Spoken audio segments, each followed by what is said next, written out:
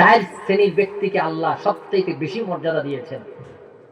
এক নম্বর হচ্ছে নবীগণ, অসিদ্দিকিন যারা সিদ্দিক, এবং অশুহাদা শহীদ যারা, অসলিহিন এবং নেককার যারা। এই চার শ্রেণীর ব্যক্তি হচ্ছে আল্লাহর দরবারে সবথেকে বেশি মর্যাদাবান। বলুন সুবহানাল্লাহ।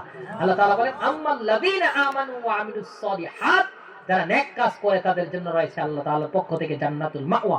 বলুন সুবহানাল্লাহ।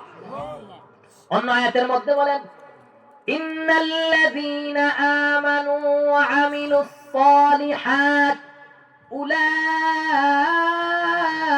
হুম খায়রুল বারিয়াহ।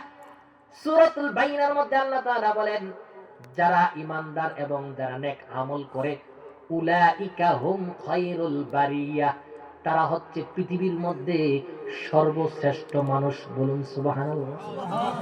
আরো জোরে বলুন না সুবহানাল্লাহ। কারা?